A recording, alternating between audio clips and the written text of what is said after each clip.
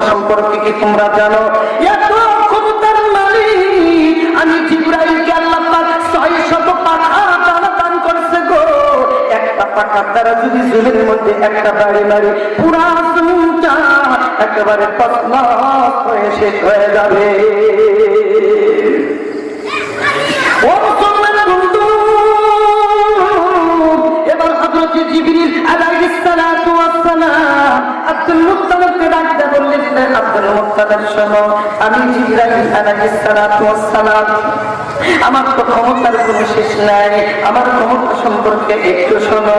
আমার নাম জিবরাইল, আমি কুল কায়নাত ভ্রমণ করেছি, আমি পাহাড়ের চেহারা আমি দেখছি, আমি জমিনের চেহারা আমি দেখছি, আমি সমুদ্রের চেহারা আমি দেখছি, পশু পাখির চেহারা আমি দেখেছি, আসমুরগির চেহারা আমি দেখেছি, গাছপালার চেহারা আমি দেখেছি, আমি সূর্যের চেহারা আমি দেখেছি, আমি নক্ষত্রের চেহারা আমি দেখেছি, চন্দ্রের চেহারা আমি দেখেছি, প্রথম আসমান থেকে সপ্তম আসমান পর্যন্ত চেহারা আমি দেখেছি, আমি জান্নাতের চেহারা দেখেছি, আমি জাহান্নামের চেহারা দেখেছি।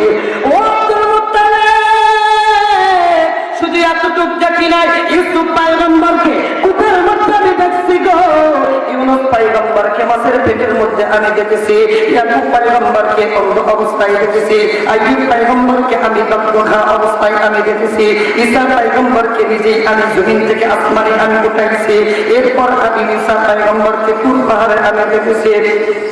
ও আব্দুল মুত্তালিব, এত চেহারা দেখছি গো, ইউসুফ পয়গম্বরের চেহারা এত সুন্দর ছিল, এত সুন্দর ছিল, ইউসুফ পয়গম্বরের চেহারা দেখে নারীরা হাত পর্যন্ত কেটে ফেলত।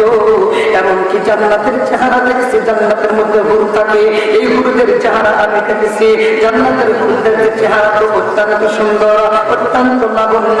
আমি জিবরাইল বললাম, জান্নাতের মধ্যে তো হুর আছে গো, এই জান্নাতের হুরদের চেহারা অত্যন্ত সুন্দর, কিন্তু আমি জিবরাইলের সাক্ষী দিলাম, ওই জান্নাতের হুরদের চেহারা যতই সুন্দর হয় না কেন, যতই লাবণ্য চেহারা হয় না কেন, ওই জান্নাতের হুরদের থেকে বেশি সুন্দর চেহারা মুহাম্মাদুর রাসূলুল্লাহ সাল্লাল্লাহু আলাইহি ওয়াসাল্লামের চেহারা জান্নাতের হুরদের থেকেও বেশি সুন্দর। চিৎকার বলেন না কেন আল্লাহু আকবার।